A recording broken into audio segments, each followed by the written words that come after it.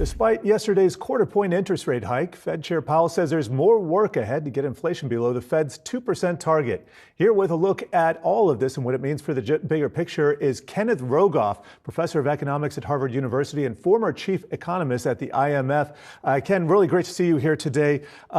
Big picture. You've been writing about this in the FT, and you've gone back over 700 years with respect to interest rates and longer-term interest rates. And I want to get your broad strokes as to what this means for the current economic environment, because we saw a huge dip in rates over the global financial crisis that lasted for years. And I believe, and correct me if I'm wrong, you're saying probably not going to happen this time around, and we're probably facing higher inflation that the Fed is going to be fighting for years to come. Just wondering if you can put that into some of the terms and what you discovered in your work. Well, I mean, simply put, there is a very slight downward trend in real interest rates over long periods. Think of a 1 to 2 basis points a year. But the 10-year Treasury forward-looking inflation index interest rates or other comparable ones around the world fell 200 to 300 basis points in a short period after the global financial crisis. And that has happened before. And typically when that does happen, there's reversion to mean. It's not super fast. It might take 5-10 years, but it's not permanent. And so I think the expectation should be that real interest rates are significantly higher over the next decade. Now, will they be significantly higher over the next 6 months? Well, if we go into a deep recession and there's a financial crisis, maybe not. But I think they would come back pretty quickly. This isn't like 2008. We have inflation, which really wasn't an issue then. We have a huge shift in public and private debt from the financial crisis, from the pandemic. There's big expenditures needed for defense, for green energy transition. Populism is pushing, a lot more transfer of income and spending, a lot of pressures pushing up interest rates that are the proximate reasons that this is probably going to, see higher rates.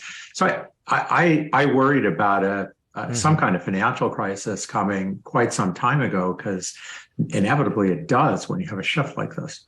And here we are, we have at least a banking panic, and you're writing, and you wrote in the FT, you're surprised, or we should be thankful, that this did not happen sooner. Can you can you lay out some of your reasoning here?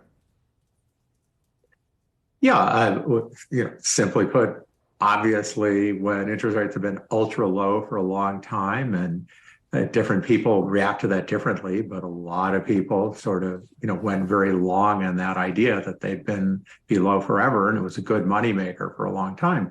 And then when they go up, you get caught out. I mean, what happened to Silicon Valley Bank is maybe a little extreme in its naivete, but almost any kind of investment strategy that had illiquid assets, longer-term assets, is going to lose money like this. Now, I first was writing about this a few months ago. I didn't know it would be in the U.S. banking sector. I was thinking, I don't know, maybe Japan, Italy, which might still be yet to come. But it's a worldwide phenomenon. This isn't a U.S. banking problem. Obviously, we had the Credit Suisse, but it's much broader than that.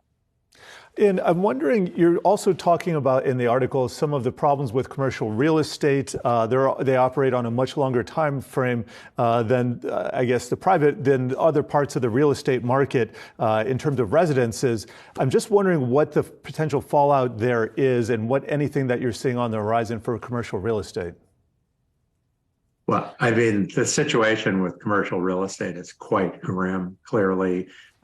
In the United States, especially, where office occupancy is maybe half of what it was before the pandemic and doesn't see signs of springing back. And at the same time, interest rates are going way up, which would have been bad for commercial real estate even if we didn't have the pandemic.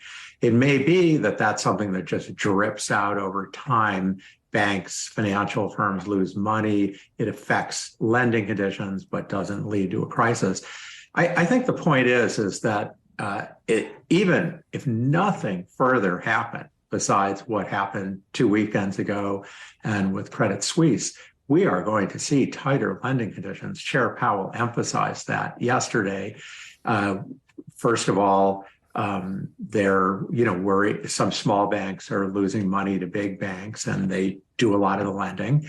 They're worried. The regulators are coming for them after they've done this massive deposit insurance.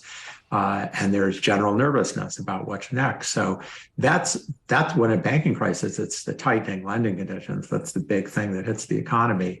So we're certainly going to see that. That said, if we're looking at the world as a whole, I believe we're just experienced the first wave of this, and there are more to come. Not necessarily next week, 2 weeks. Remember the European debt crisis? It was sort of, 1 month Greece, and then a couple months later Ireland, and a few months later Portugal, et cetera.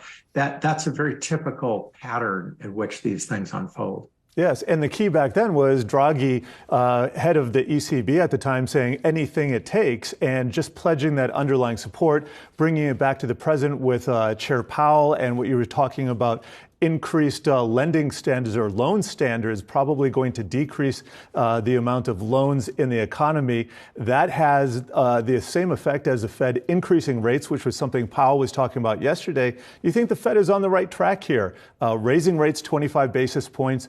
What should they be doing heading into the next meeting and thinking about that? Oh, well, let's face it, this was as soft a hike as they could do. That's why the markets are reacting favorably. They could have either paused and said, we're probably going to hike next time.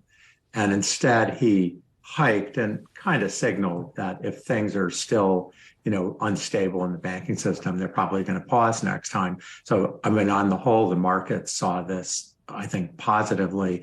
I don't know if they're right, because core inflation's still strong, and the U.S. economy still, it hasn't gone into recession yet. It might well.